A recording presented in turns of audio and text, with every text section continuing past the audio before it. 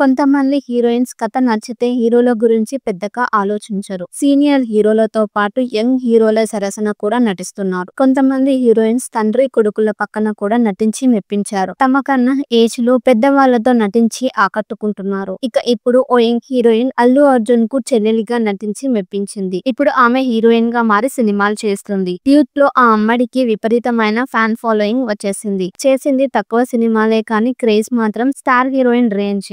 బన్నీకి చెల్లెలుగా star boy Siddhu జొన్నలగడ్డకు lover గా నటించిన హీరోయిన్ ఎవరో తెలుసా?